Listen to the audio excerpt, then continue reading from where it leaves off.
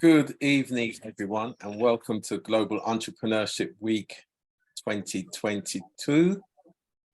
Our topic this evening, my name is Rudy Page, is clusters and collaboration across borders. And our focus around collaboration also aligns with the Sustainable Development Goals number 17, which is to strengthen the means of implementation and revitalize the global partnership for sustainable development. There are many features to describe entrepreneurs, including adaptability, persistence, leadership, creativity, problem solving, communication. So tonight's dialogue will focus on some of the fundamentals of business support from both the entrepreneur's perspective and the institutional business support functions, such as cluster development. We will also look at the role of a major development model from a faith institution. But first, I'm going to ask our entrepreneurs to briefly introduce themselves, starting with Jenny Adede, Business to Business Group. Good evening, Jenny. Good evening, Rudy. Good evening, fellow panelists. Thank you, Rudy. So my name is Jenny Adede. My company is Business to Business, the Business to Business Group. I'm an entrepreneur. Founder of Back to My Roots and Back to My Roots networking group. Moved to Ghana about 12 years ago. And yeah, that's me really. Do you want me to talk a bit about Back to My Roots now or in a bit? Yeah, we'll come back to that in a bit. Sure. Thank you. Thank you, Jenny. Hello, everyone, and thanks for having me and inviting me, Rudy, to the program, to your event. So my name is Hugh Nate. I'm into the transport and logistics business, as in ALG Transport and Logistics. I worked in Lee, London for almost 10 years, for 10 years, and then decided to establish a similar business in Ghana, which I've called ALG Transport and Logistics, and I'm in the middle of growing it. So I'm an SME, a mini micro business at the moment. So obviously the diaspora is my key market. And then I relocated back into Ghana in 2015. So I'm in the middle of establishing the business and growing it. So these sort of collaboration events are quite key to the growth of my business, actually. Okay. A lovely discussion today. Thank you. Thank you for that, Hugh. And David Coleman of Cole Collective. Hi, everyone. My name is David Coleman. I am the founder of started out as a community, but now it's a full-fledged business called Cole, Council of Local Experts, where we help, we get local experts to help early stage startups and SMEs to basically grow by figuring out what it is, the areas where they have the most challenges, and then finding the resources that can help them to overcome those challenges as quickly as possible so that they can start to see some sustainable growth. Permanently is not always that easy. So that's what we do. We help small businesses to transform into the kind of businesses that can sustainably grow. Okay. And I think that's it for now. Yeah. I moved back to Ghana. This is my second time moving back to Ghana. The first time I was here for 16 years, and now I've been back for another year. So yeah, about 17 years all in all. Okay. Yeah. Excellent. Thanks for having me. Thank you. And we'll be hearing a bit more details from you later on. And Peter Hurst, Added Asset. Yes, thank you, Rudy. Nice to meet everybody. Yeah, I've been on my own as a one-man business in my spare bedroom for about 26 years now. But I work, well, I've worked with Rudy when I was a 5-year interim manager for the United Kingdom's Trade and Investment Organization based in London, the region. I was given the contract to manage the team there. Rudy was part of us for a long time, and we grew a friendship and a business relationship out of that. And I'm working now with various agencies, United Nations, with the German government, with various development agencies, and I'll talk more about the detail of that because it brings into the subject of tonight, the clustering and collaboration work that we're really looking at today. But really, as an SME myself, yeah, survival is everything, and I'll talk more about how we strive to survive a little bit later. Excellent. So what we're going to do then, we're going to start off with the business support and the institution around that, the development of clusters, because those of us who've been involved in business support know the fundamental reason for business support is to really help SMEs generate more income so that they can be more competitive so that they can generate more income. The fundamental reason for business support. And in our experience, clusters are a great tool for that. So I'm going to let Peter talk about clusters and clustering for the next few minutes around that, please. Right. When do you want me to jump in with that, Rudy? Now. Okay. Okay, good. Well, just a little bit of background. I've lived in Africa for over 30 years, South Africa, Zambia, Zimbabwe, and have done business in and with 22 African countries, mostly sub-Sahara. Very little experience in West Africa. So one country I haven't been to is Ghana, and somewhere I would love to go, by the way. So my Africa experience is quite extensive, but also in other developing markets too. But I do come from a corporate background as well. And just so that SMEs feel comfortable with me, I left school at 15 and was a barber. So yeah, that's really where I started my work. So from that perspective, yeah, I know what it's like to have gone through the mill, coming from a very relative, I wouldn't say poor family, but certainly there was no money to throw around. So coming back to the subject of clusters, in the work I've been doing really with the cluster development of in countries where I've been both based and working currently. In South Africa, I worked with clusters in the wine industry, automotive, textiles, and fine foods, to name 4 of 8 that actually were very successful clusters, mostly based in the Western Cape of South Africa, very well supported by the government of the Western Cape. So that was, and those are still very much thriving clusters today. And then in Ethiopia, I worked in the coffee sector up until very recently, 2 years ago, just before COVID hit us, working in the coffee sector for 5 years in specialty coffee, working to develop exports of specialty coffee internationally, clustering there with particularly women in coffee, a very successful association we formed there. And we formed, and I say that I'm really a facilitator of these things. In Pakistan, and again, I'm still working in Pakistan on a new United Nations initiative there, with surgical instrument clusters, automotive, ready-made garments, leather footwear.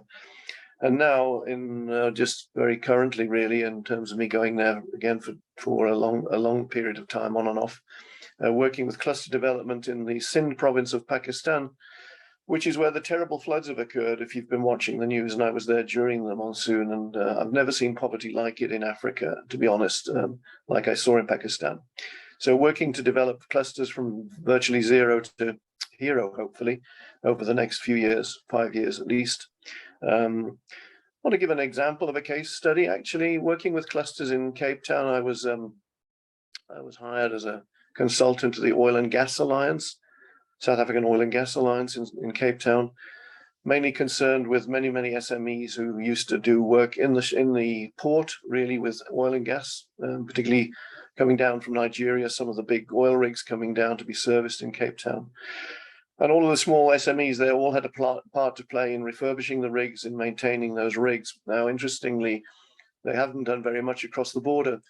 So I was asked to come in and consult for the board of the Oil and Gas Alliance and to help them internationalize the way forward for those businesses. So we looked at opportunities in Africa, and we looked at the businesses, and we did an assessment, if you like, an audit of the businesses in terms of their ability to do business internationally. And surprisingly naive, like even many medium-sized companies are, and quite naive about doing business across borders. So we looked at the opportunity really for them to do but work in the developing oil and gas sector in Africa. And there are great pockets of development, not only in Nigeria, of course, which relies 90% of its economy on oil and gas, which is a worrying situation. But also looking at the other countries like Tanzania and Mozambique, Angola. And interestingly, these SMEs were operating a little bit sort of waiting for the phone to ring. Very much owned entrepreneurs, owned these companies. They were probably the worst possible salesman for their companies, to be honest with you. I mean, a lot of SMEs think that the owner is the best salesperson, and it's very often not the case. So, but that was the sort of some of the findings we had in the very beginning of building the cluster there. Interestingly, they were doing some business into the African markets. And so a good example was companies would be selling, let's say, a drill to make a hole in the ground or out at sea. Others were sending in pipes for the hole. Others were sending in pumps. Others were sending in various other ancillary equipment, all around the exploration of oil and gas. And they weren't doing it as a team. So everyone was going in individually, trying to sell their solution to the big oil companies and pretty much making a mess of it. So I think what we tried to do was put them together and say, look at the opportunity here as one large opportunity, and let's make you hunt as a pack rather than an independent wolf trying to bring down an elephant. So putting them together towards the opportunity meant they came together to address some very big opportunities in the oil and gas opportunity that existed and still exists in Africa, despite the going green agenda. Because obviously Ukraine has changed a lot of that. So that's an example of the real situation of looking at opportunities from a clustered point of view. And that really brings me to the basis of any clustering or collaboration or cooperation. I would say it goes in collaboration, cooperation, and clustering in pretty much that order. Clustering is really built on trust. Now, I can't say that's strong enough, because if companies don't trust each other to work together, and there is no building of trust between them, or somebody breaks the trust, then the whole cluster becomes ineffective. So I can't stress enough the building of trust between the companies. SMEs don't like talking to each other generally. I don't think many businesses do if they see they're slightly competitive. But nevertheless, a cluster is built on trust, and it's about the bigger opportunity. So, as I say, it's bringing down that big opportunity as a group. So it's market-led. The first principle of building a cluster, it's got to be market-led. So there has to be market need, and then you build a cluster to support the market and the opportunities in the market. So rather than production push, which is a lot of SMEs say, I've made this, now go and sell it. It's about the market that demands it, and now you've got to produce it for the market, and that's market-led development, which is the very best way you can do in any SME development, is you produce something that the market needs, whether it's a product or a service. So it's led clusters. Well, any small business should be market-led business. You see an opportunity and you produce something that is valued by the market. So again, trust before anything, very difficult, easy to say. And you've got to start, I'm going to start with just a list really of I would say the big opportunities of clustering, which are, talking to ALG as a logistics company there, very much part of cluster work, should be part of clustering, very principal part is good logistics. But creating purchasing groups within clusters becomes a really important thing. So economies of scale, buying larger quantities together at reduced pricing, being able to negotiate strongly, with service providers, with material suppliers. So that's an extremely valuable part where, for instance, in the surgical instrument work I was doing in Pakistan, in the cluster there, was buying the steel internationally at much better prices. They all needed high-grade stainless steel. It wasn't produced in Pakistan. By supporting a cluster, they were able to bring in volumes of steel from Japan and Germany that was suitable for their surgical instrument production. That's just a small example of where clustering is really important and bringing people together. And it could be around logistics, all getting together to support the transport of products. The work I'm doing in Pakistan, for instance, some of it is cold chain, developing the cold chain so that it supports the dairy people who can't get their products into Karachi, for instance, and they're ruined on the way. 20% of the products ends up spoiled before it gets to the market. So sharing of cold chains, sharing of logistics, very important, sharing of purchasing. So, talking about research as well, it's much easier to do research as a group into product opportunities, market opportunities, and having a central research facility amongst the cluster. Using academia to do that, working with universities, working with tech hubs, very important to work with them. People respect you as a cluster. They don't respect you particularly as an independent SME. And I know that myself. It's much easier to go in with Rudy and a group of other people to an opportunity than for me to go it alone. I work with people in the Netherlands who I secure tender work through the clustering I do with other people. So the tenders I have at the moment are with other people that I work with. So innovation becomes very important to a cluster. Being innovative is really important. What can we do differently? One of the things I say to small businesses and clusters, be different or be dead. If you're not different in your business and you can't describe your uniqueness or your USP, your unique selling proposition, then you really don't have a business to start with. You'll just be going for the lowest price. It's another Me Too business, and you'll be selling on price. And everybody expects the best price, the best service, the best quality. Those are givens. It's what can you do differently? That's really important. So, creating job portals, for instance, as a cluster, bringing in the best talent into a cluster is very important. So you can't attract the best talent as a one-man show, but you can attract talent to bring into the cluster which serves the cluster. Going to trade shows, market visits as a cluster, obviously economies of scale, again, going as a team. Branding the cluster, particularly as a branded cluster, very, very important. Can't say that strong enough. So branding the cluster, having a marketing plan for the cluster, and if it's an international trade development, an export marketing plan for the cluster, which is what I'm doing now with the work I've been doing I'm currently working in Nigeria, for instance, with Shea, which is a subject I'll discuss a little bit later because it's very interesting in terms of what's happening with Shea.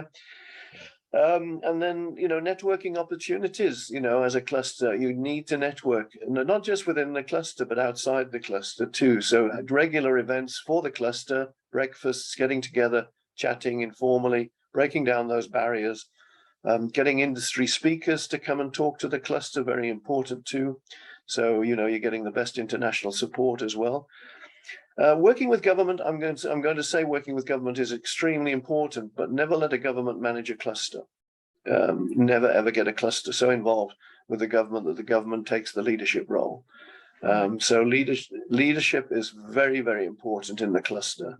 And that's got to be somebody who's neutral, and a leadership team which is really developed. And these are voluntary jobs. These are not paid positions. But you need 5 or 6 people in the cluster and a leader who's respected outside of the cluster, in the country or in the region or by the sector. Very, very important to get good leadership in the cluster. Right. I'm just going to hold there for the moment and come back to the furtherance of the cluster, because I'd like to bring Jenny in now. Just because of some of the aspects of what you've spoken about will be very interesting to Jenny. So Jenny, just before you give us more detail about your work, is there any perspectives, or what is your perspective on what Peter's had to say? Oh, it's really interesting listening to you, Peter. Um, a lot of what you've said, I can very closely relate to. Trust is a huge factor when you're working with people, or when you're grouping with people and trusting people to do business with. So I really related to that. If I could just talk a little bit about Back to My Roots and the rationale behind Back to My Roots. So I moved to Ghana 12 years ago. I didn't know anybody here. I didn't have any friends. I never went to school here, wasn't raised here. But it was important for me to make some business connections. And I didn't know how I was going to start to do that. So I started going to these groups at the British High Commission, American High Commission, and so forth, and meeting people. And a friend of mine took me there to give me some exposure into the Ghanaian businesses and the businesses from abroad. So I had this thought that, you know, if I don't know anybody when I come to Ghana to do business, how are other people going to get to know people? Or how are they going to get to trust people to do business with?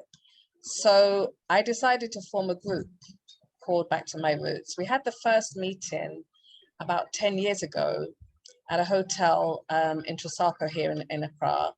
And that was really successful. And then I wasn't getting the support of the group. So I left it for a while.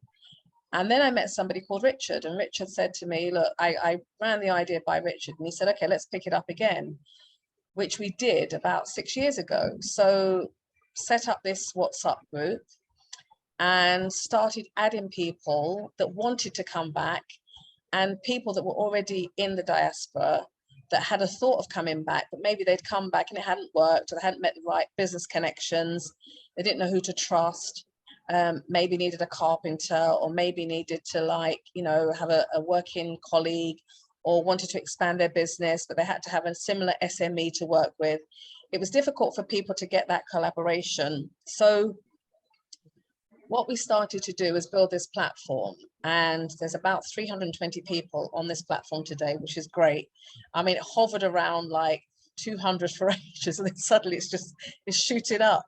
So, and through the platform, I mean, I met various people on the platform. I don't know everybody on the platform, but I felt that we needed to take it to the next level, the next step, where we made it into a real business networking platform and not just like a marketplace. So the marketplace was like, people can advertise their businesses. Do you know a plumber? Do you know an electrician? Or where's a good place to take my family on holiday to? Or I'm coming to Ghana, I need somewhere to stay. I've got maybe a real estate business. I'm looking for maybe a contractor to help me expand my business. So these types of people are on the platform. And so people started to do a lot of networking together. David had a platform as well, but his was more just for CEOs, but I'm sure he'll talk about that in a bit. But this one was for everybody, every background, so that people could just work together. Maybe somebody's coming to Ghana, they're looking for a job, or they wanted to know, you know, different salons or whatever it was. That's what the marketplace platform was set up with. Then about 3 months ago, we decided to set up a business networking platform only. And the motto of that platform is, if you give me business, I'm going to want to give you business. So we met about 3 weeks, a month ago, where we introduced ourselves and our businesses physically, because it was too difficult to do it on the platform. I mean, we've met on the platform several times, but we hadn't met face to face. And then we had 2 spokespersons come and did a presentation on what they do. And then everybody else introduced what they did. And business was exchanged. It was just amazing. It was amazing to see that people collaborated. You know, you could put a face to a name, and you could start to trust people, because then you know that the person has lived or worked abroad or has a lot of connections on the ground here. So really, in essence, it's sharing your contacts on the ground and sharing your contacts abroad. We're also working quite closely with the British High Commission. And we're going to be going to the American High Commission, because we're really interested in people that want to come here and do business. We want them to have a safety net And so that you don't run away, because a lot of people come and after a year or two, they can't find a safety net. They can't find like-minded individuals to do business with.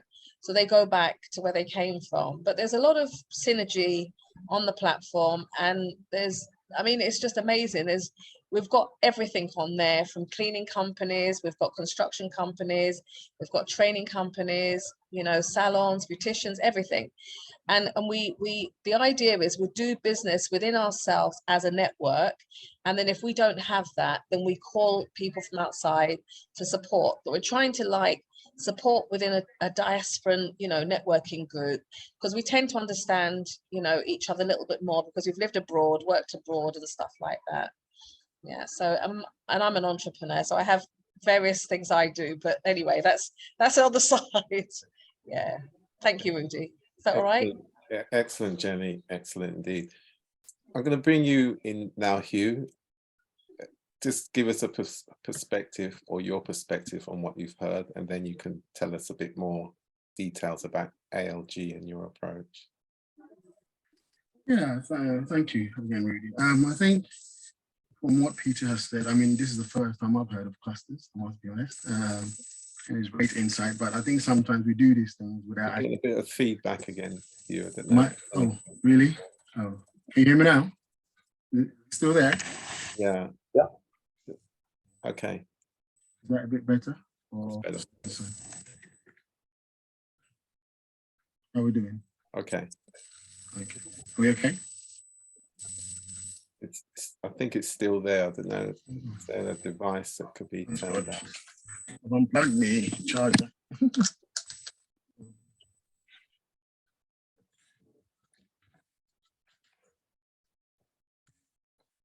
think my fan is blowing maybe. How are we doing now? Okay, let's keep going. Let's keep going. Yeah, so yeah, like I said, I've never heard of clusters, but this is the first time I've heard of it.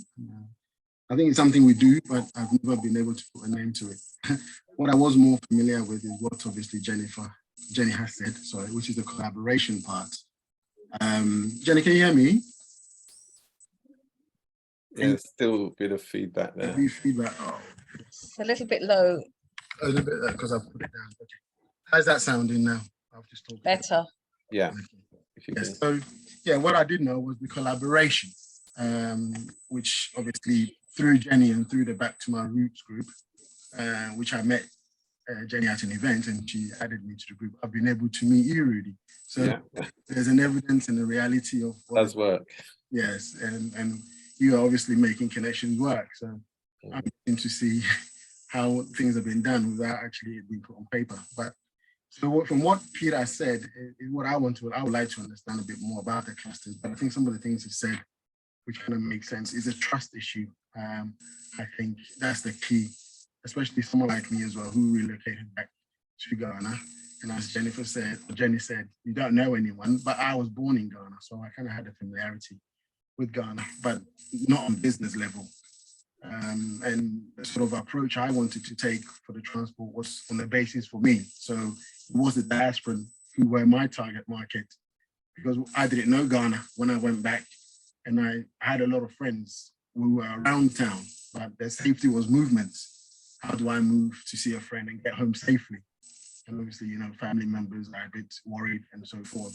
So I think for me, I didn't know I had to I would call a taxi from my house, say if I live in Ealing or somewhere, and I was in Brixton, I'll call someone from Brixton, from Ealing to come and pick me up and take me home.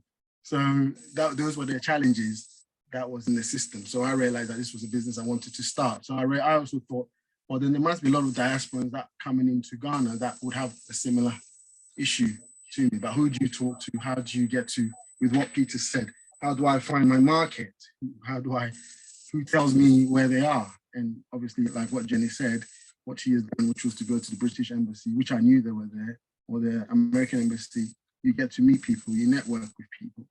So this was something that I realized that by being in this group, the collaborative group of Back to My Roots, it does give you that bit of comfort, that bit of, I think we have a subconscious trust of each other, because we all know we've sort of come from outside into the country. We're all diasporans. We know how business works, so we have that automatic trust. So it helps us to build. But I think with what Peter's saying, how do we grow this cluster with what Jennifer has done to make it a bit more financially beneficial for each of the businesses? I think that's where we do have the challenge, and hopefully this is something that we can touch on with Peter being on board and to help us to advise all of that and see how we improve it. So that's my take on the situation so far. Thank you very much for that, Hugh. And I'm wondering if David, are you there? In terms of, great. So David, to get your perspective on what you've heard, and then just tell us a bit more detail about your business activities. Yeah. Okay. So there's I think first of all it's, and I don't know if Peter was gonna talk about this a little bit more when he comes back, but there's a bit of a difference I think that needs to be pointed out, because the Back to My Roots group is much more an opportunity for people to sell to each other. And I think in my understanding of clusters is much more that they are businesses that come together to form a larger whole and then go and get very large opportunities as a collective, as a unified collective, right? So I think what we have at, because I'm also part of Jenny's group, is the beginnings of what could become multiple clusters, right? Because then we're all, but then, yeah, like you're saying, the way things are set up now, that there's a level of trust that is required to, because the trust in this case is, do I trust that the quality of the work of what you're selling me is good? But and that's good. But I think what Rudy is talking about in terms of clusters is, can we get multiple people who provide complementary services to work together as one unified team, and then go after very large opportunities together as if we were one unit, where we even, like he mentioned, have a shared resources, like a particular trainings that we do, so that we gel even better and that we operate much more efficiently together. So we're at this earlier stage of what could become multiple clusters. But in our market, some of the challenges are these. One, the large contracts that Peter is talking about, they're not that readily available, and therefore people are not so quick to collaborate, because those opportunities are not apparent or not accessible, or even if you know that they exist, they're not. It's not very transparent. Let's call a spade a spade. Excuse me. And so, but then the second part of it is that many of these companies that could work together are not well structured in order to be able to couple themselves to other businesses. Because I need to know, if I have financials and you don't have financial, if I have financials for the last 10 years and you've also been in business for 10 years, but you've never done audited accounts, I'm putting myself in harm's way potentially. So we need more businesses that are well set up in order to be able to collaborate in a way that doesn't damage the partners and doesn't damage the collective, as well.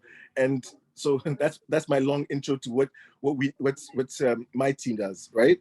And that is, there are a lot of companies that have hit a glass ceiling because they certain fundamental elements of their business cannot scale beyond where they find themselves, simply because nothing is automated, things are not documented. So every single time somebody leaves the business, the next person who comes does it entirely differently, the way they feel it should happen. And so there's zero consistency.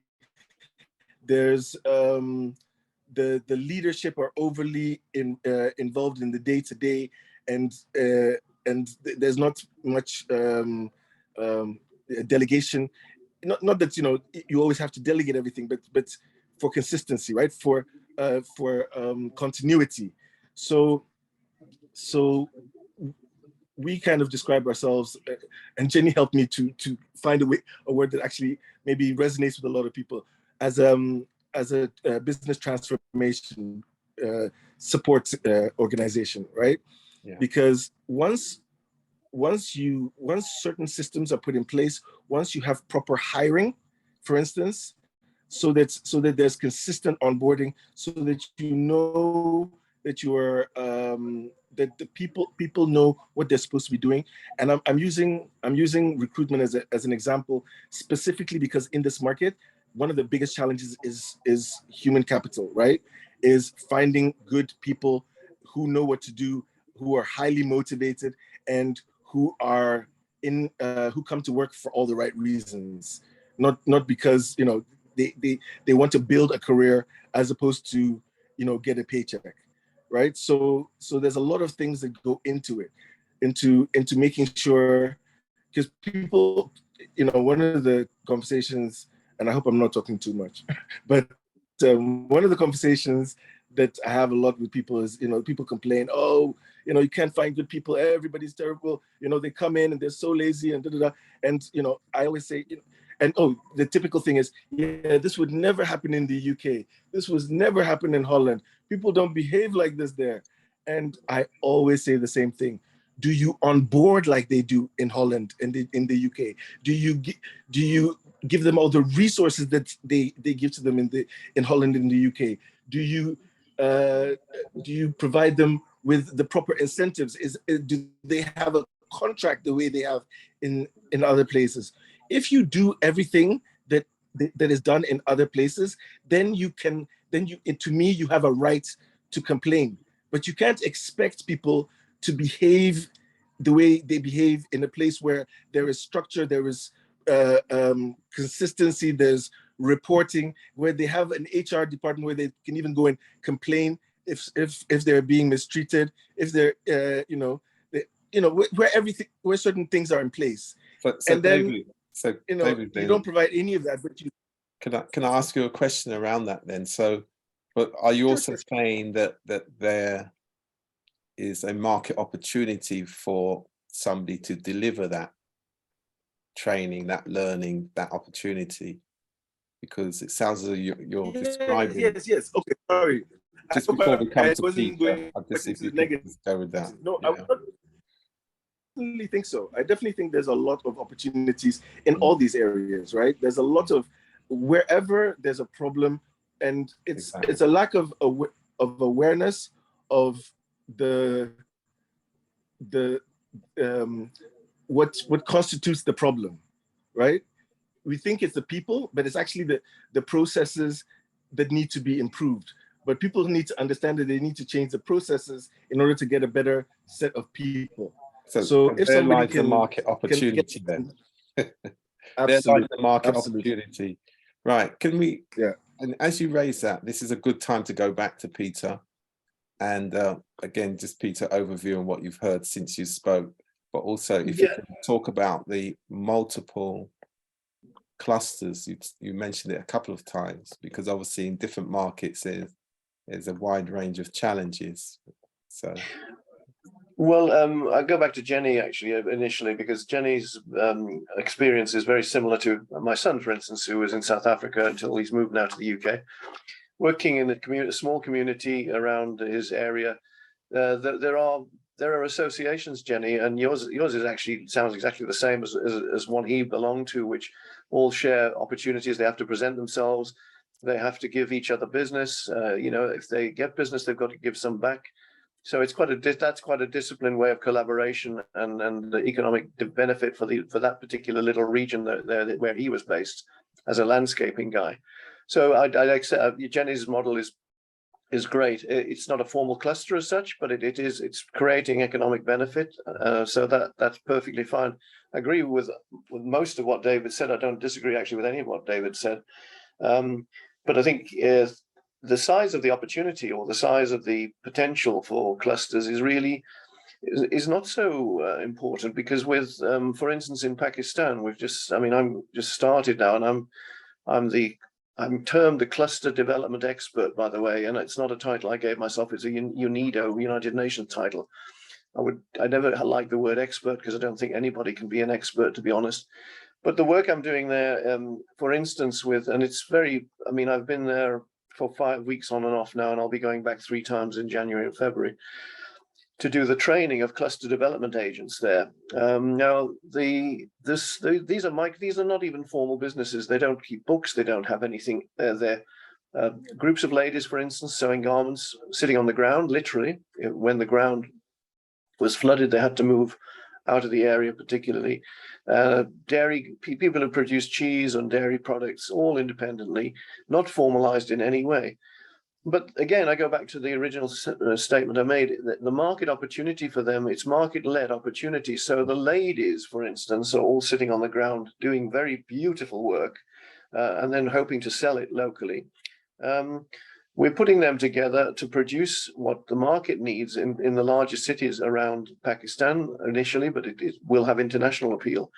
And they're going to be producing garments and decorated garments using their beautiful needlework skills, which will go onto what's the equivalent of Amazon in Pakistan. And they will be able to sell a range of products there.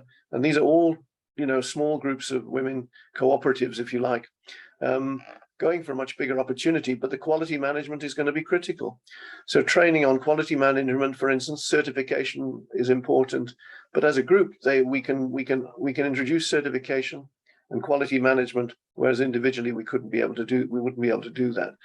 So, and of course, keeping accounts, going back to David's comment, the important thing when you're starting working with, hopefully with a cluster, and perhaps, I'm not talking about developed markets now because I'm not working in developed markets, is stakeholder mapping.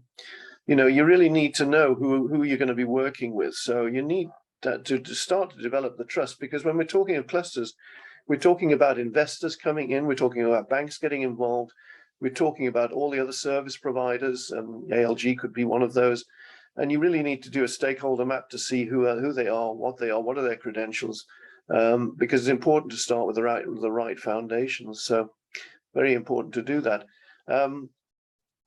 From the other, as I said, it's got to be market led all the time. So I think it's important that you establish if it's Ghana, what's needed in Accra, what can you do for the market opportunity in Accra? Where can you put the resources together to do that? Where can you build the capacity within a cluster to be able to be consistent, of course, in quality and supply? It's a long process, by the way. This is something that happens in years, not months. So you're looking probably 2 to 3 years before you get an economic cluster that really works. And I did an exercise for Pakistan. The last thing I did before we started this new program was cluster benchmarking. So I was benchmarking clusters in Pakistan, and again, these were more sophisticated, more established clusters, but benchmarking them internationally against their peers internationally, and bringing that information to the clusters in Pakistan that we were working with. So there's a lot of very good examples out there. It's not something you have to go it alone with. Actually, as you're saying that, Peter, and of course, here in the UK, there's a couple of other ways to accelerate the clusters through either anchor institutions like the old Tech and Business Link, statutory body that was there to support local skills, jobs and opportunities, and including access to finance for SMEs. But also in certain sectors, you'll have sort of sector leaders. So companies that are of a particular size, and they become the accountable body, and then they're able then to provide all the necessary financial guarantees to the major supplier, and then be the accountable body for the smaller subcontractors. So there are models that, even where Jenny's network is, in terms of a pathway to think about. Agreed, Rudy. The cluster, I mean, the whole concept of clusters has been around for a long time. Michael Porter was the author of the cluster initiative initially. And clusters can be regional clusters around a particular region that's manufacturing things very much concentrated on what's, for instance, if it was an agribusiness region, concentrated around the region and what they produce. It could be a vertical cluster, which is all to do with the supply chain. So the cluster model is there's 5 or 6 different ideas around clustering, which are adaptable to the circumstances of your own needs. But it's going back to, I think, and David said it, Jenny said it, it's the trust issue is the first thing. So finding the right stakeholders. The work I'm doing in Nigeria at the moment, which is a 5-year program we've just started, trying to find, for me, amongst the institutional landscape in Nigeria there, the associations, the trade associations, the chambers of commerce, the people who pretend to be doing something when they're really not, and trying to do the stakeholder mapping of finding, the people who really want to be involved and really do say what it says on the packet. I've been there 3 times for 5 weeks now, and it's taken me then to just now begin to establish who I can actually work with and trust in the institutional landscape there. I made some mistakes initially. I mean, even with the best thing, I think with all the experience I think I've had of, and the grey hair proves it. It really is, I made a big blunder in some of my first. Peter. Lessons learned. Lessons learned. Yeah, scars, lessons. So, but I mean, I've now established 3 institutions that I'm going to be working with, which I know, first of all, and I come back to another thing which I preach widely to my kids who've both got their own little businesses, and attitude is everything. So attitude is everything. If you find people with the right attitude, everything else you can overcome. But good attitude, integrity, honesty, humility, attitude is everything. And I've quoted Nelson Mandela many times. Sadly he left too soon, but humility in leadership is everything. So I think it's very, very important that the right attitude from the cluster leadership and from people in the cluster is very important too. So yeah. Okay. And another thing that Rudy knows I talk about a lot is people buy people first. Yeah. So the first investment anybody makes in buying from somebody is in the people who are selling it. It doesn't matter about the product so much or the country so much, but it's the person that's actually representing the opportunity. So I know for myself, I wouldn't have any business if I didn't have integrity, honesty, and performance, and that's something which I would fall by the wayside every time if I didn't have that, in terms of the track record that I've got. And I'm not boasting about it, but it's something you have to do if you want to be sustained or sustainable. Absolutely. So people buy people first. It's all about integrity, honesty, and delivering what you say.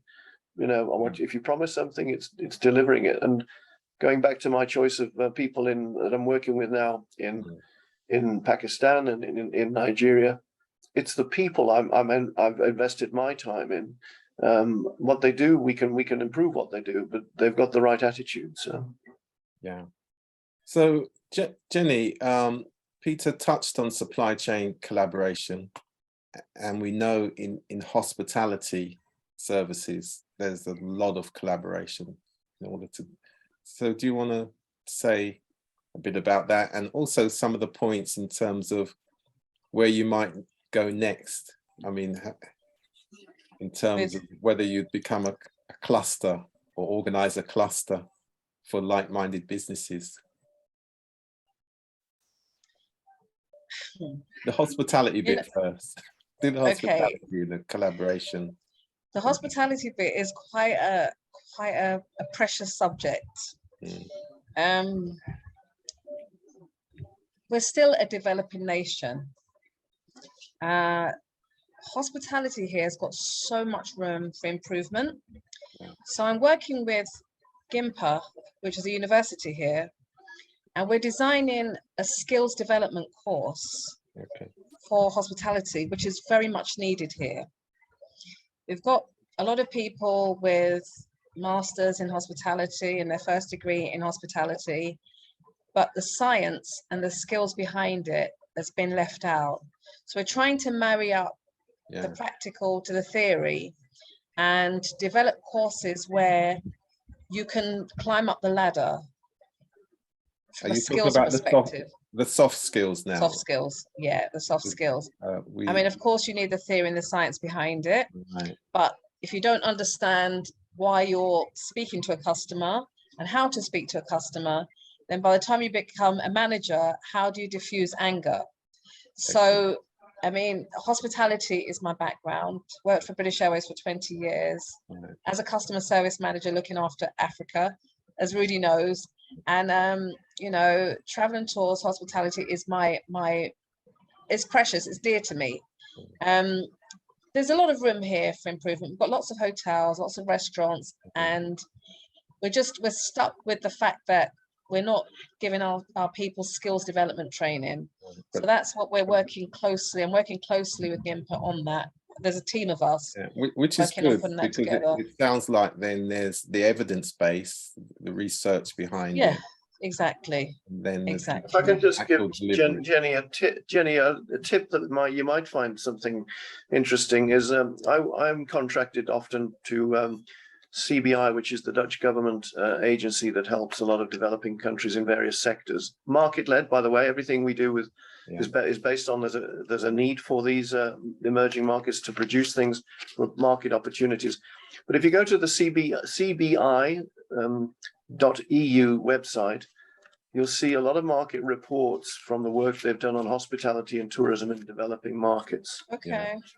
Very good. So it's a great resource, free. So cbi.eu. Have a look at what's available there, and anybody else who's interested in any of the developing market sectors where they may have an interest. It's one of the few NGOs that I've worked with that works on the basis of market demand. Yeah. Okay. And that knowledge transfer is extremely valuable. That's all. Thank you. It's a pleasure. Hugh, is there anything you'd like to come in, and then David? Yeah, well, there's a lot that Peter has given out, and like I said, me in the logistics business, I mean, I'm trying to run a service in 14, run a business in 14 different sectors, from the dispatch side to the passenger transfer to moving of people's goods around the country. So it is quite heavy. And I think one of the things that attracts me to, and with what Peter's saying about cluster leadership, and I think maybe Jenny will have to have a proper look at the stakeholders within the group. If there's 300 of us, surely we can build a good cluster leadership here, I think, without us having, before we go to employ the people that I've heard David talk about, the structures and things like that, to help us to put a proper structure in place as a group of a cluster that Jenny has put together, so that we all kind of now know, with what Peter said, this stakeholder mapping. Because if we all within the group kind of know who's benefiting from each other, that's a good start. Because our mindset, with what Jenny is saying, trying to create this knowledge through GIMPA, we will have our mindset already ready. So we kind of know who we're going to be connecting with now. And then we will see the real, the real progress of what this Back to My Roots has been created. So that's how I'm kind of analyzing the whole thing. And I very progressive view. Yes, and what people about be different or die. I think as a diaspora, we shouldn't die in a market like Africa, because we have a lot of knowledge from the developed world, which we're bringing to the developing country. Yeah, we're back to that knowledge transfer being exactly. valuable. So we should be innovative, and I think what Jenny was saying, just because of someone creating WhatsApp, we now have a network that we can actually create a cluster from. So it's something that, from what I've seen from my business and what I'm looking at, is how do I create my stakeholder from the group that Jenny has created? Exactly. Do that through Rudy. Obviously now gotten to know Peter, and then key to what David said, in which we all have issues as employers, in Ghana is that there is no structure. And I must admit, I'm one of those that's trying to put the structure in place now. Yeah, and interestingly enough, Jenny's talking about the training of people. Yeah. And providing the skills. And as Peter said, and we come from the same sort of way of thinking, the market, there's always a market opportunity when there's a lack of something. So we turn it around to be positive. So if we haven't got good staff, then there's people who are training good staff. Can we be connected to them?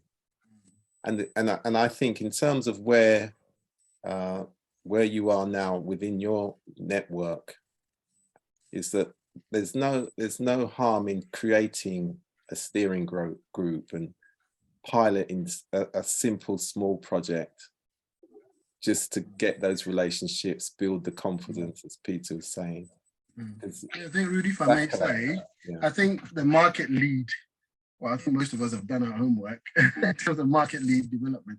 I think all of us in that group that are, and I'm sticking to this group because I think it's something that I'm benefiting from, you know, and we can develop it because the founder is here, is in the sense that, you know, we all have done some kind of research, you know, that I know there are people I can do my delivery services for within that group, or I know people that who travel, who move and who bring people into Ghana, who I can do a airport transfer, and when they are in Ghana, they can do, you know, a car rental service or pick and drop services, which I know I need the technology to also back that, you know. And so what I'm thinking is, with what you've said, Jenny, is that if the face-to-face group builds that trust first of all, Africa is a lot about face-to-face. You know, we've gone technology by force because of COVID, but because the trust issue is quite challenging, the face-to-face gigs are sort of the thing that blends that barrier. I mean, now I've met David online. Now I'm going to hope to meet him in face-to-face and see how, you know, we can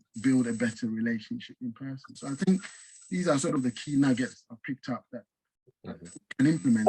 Can I just come in there, Rudy, with what Hugh was saying? You've hit the nail on the head there, because you know, I work for quite a lot of international companies and groups, and they think they, you know, with the new digital age, they can just conduct business as we're talking tonight, you know. But I know for a fact that if I were if we were sitting together around a table in Ghana, you know, the interaction is so much more interesting and much more spontaneous and much more relaxed. And I always preach to these organizations that think they're going to, like, for instance, there's a German government agency I'm working, wants to do digital training in Ethiopia. I'm not going to name the organization, but I said to them, this is all very ambitious, you know. I mean, not only is the internet in the remote areas of Ethiopia still a challenge, you know, the electricity is on and off all the time. You know, the people are not particularly, I mean, all the different dialects and languages of the country are that big.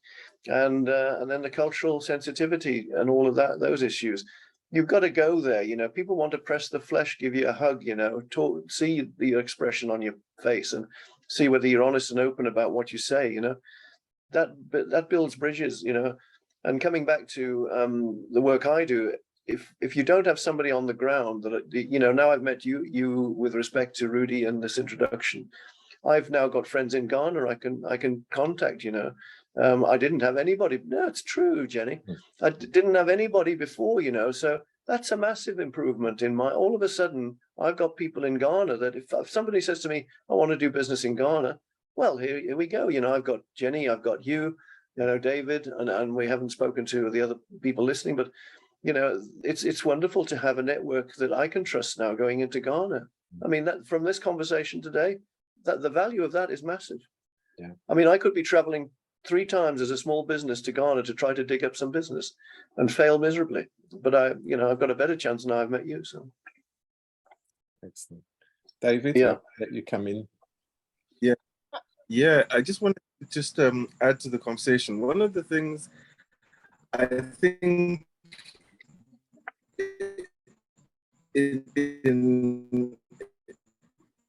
include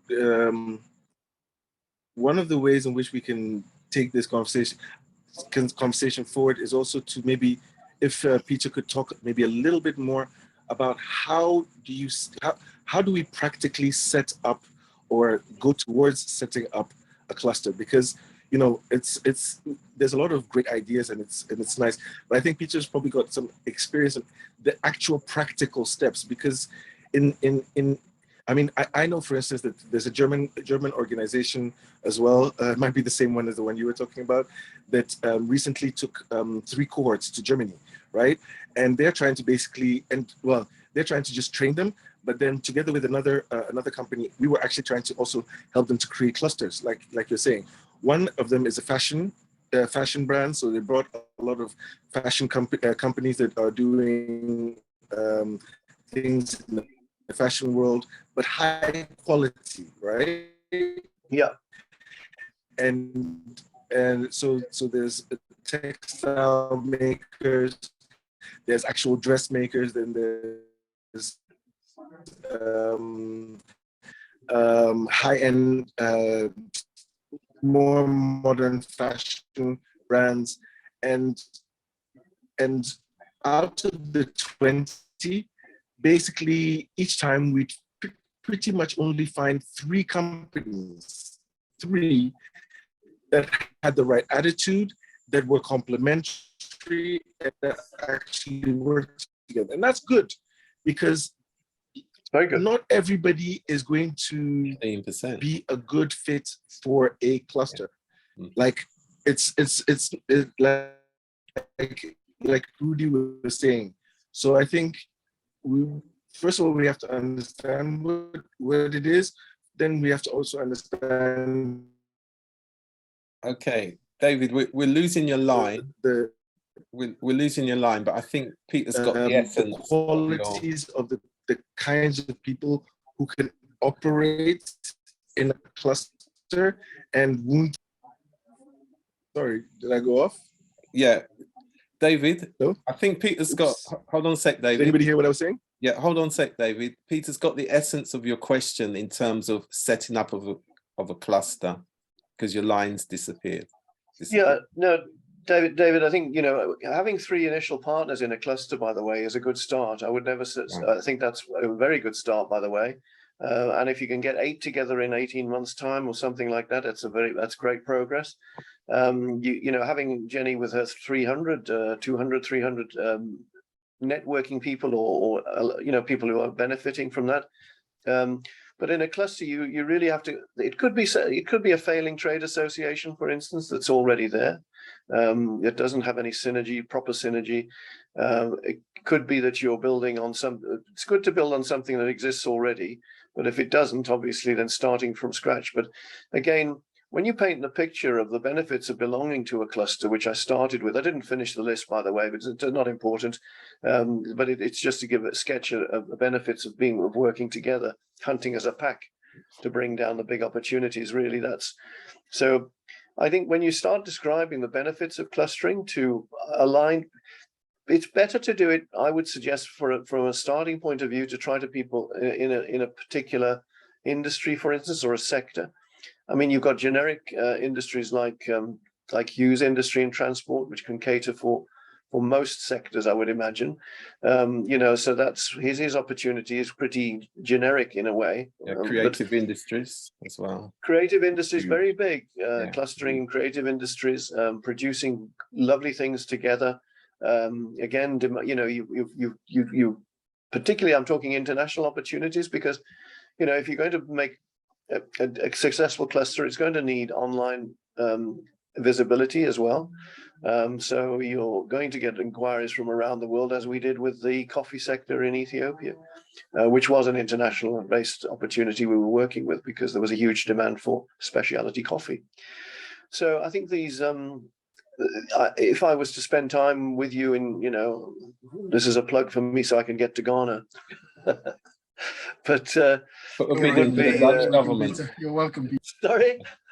Put a bid into the Dutch government, Peter. Yeah. So that you now need to move from Nigeria. By the to way, Ghana. just have a look at UNIDO, United Nations Industrial Development Organization, UNIDO. That's who I'm working for in Pakistan. I'm sure they've done some successful clustering work in Ghana. So have a look at their case studies on their website as well. They've also got their own clustering model approach, which I've incorporated into a a simple handbook I've sent to Rudy today as well. Yeah, I'll Which share that with you. Yeah, you're welcome to share it, Rudy. It's only $500 a piece. So, Yeah. Check is in the post. We'll pay for your ticket, Peter. Yeah. Oh, I'm recording. Oh, it's recorded, isn't it? Yeah. Got you, Hugh. Thanks for that. Okay. Great. I think I should probably round it off there, Rudy. Thanks, Peter. Yeah. It's very nice to meet you all, and this won't be wasted, this introduction. So, and if you want my email address, Rudy, shall I give it out? Yeah, you can give it out. I'll share it, but yeah, you can give it out. It's an easy one. Yeah, it's peter@addedasset.com. So ADDED, for sugar, ET for Thomas, addedasset.com. You'll be looking for my website. You'll get a landing page at the moment. I'm having my new website up and running. I'm the one who's holding it back, by the way, but it should be up and running again. It was a very old website. I don't do business from my website, by the way. So word of mouth is how I do business. But I need to. Isn't that's right, Rudy? Yeah? That's right. I was going to say I'm going to give Jenny the last word, given the success that she's made of back to roots. Yeah, gender development is one of my major tasks. So come on, Jenny. It really is. So Jenny, last word with you. Okay, well, it's been really good to have met you all together on one platform, and Peter and Rudy, we look forward to welcoming you, coming to Ghana, and hopefully we can put you in touch with some very trusted clusters and more people. Be really good if you could come and speak at one of our business to business networking meetings. We're having them every month now, inshallah. So let us know which one you'd like to come and visit for, whether it's in the new year or as soon as you can, but we're looking forward to meeting, and then you can meet the group. I mean, and we have so many people from so many backgrounds, and yeah, it'd be great for you to meet them all. So well, I look forward to. Sorry, Jenny, next just time to you're in interrupt Nigeria. I just did about 3 weeks ago. I did a morning for the Chambers of Commerce in Zimbabwe. I did a morning of for SMEs. There were about 90 people there, and it was obviously online, and it was on international competitiveness. So it wasn't about just being export. It wasn't about export. It was how to protect your own market at home as well. So, because otherwise the Chinese are going to own Africa in the next 30 years. True. Anyway, we on that I'll note, get your information from Rudy. Great. All right. Thank you, very Rudy. much for Thank this you so great much. session. Yeah, no, very pleased. Thank you, Jenny, Peter, Hugh, David, and all our listeners and our viewers. This will be rebroadcast on Fresh FM Radio London.com, the best digital station in the world. Absolutely. And good night. Good night, really. Good night, everybody. Thank you. Good night, bye. Bye-bye.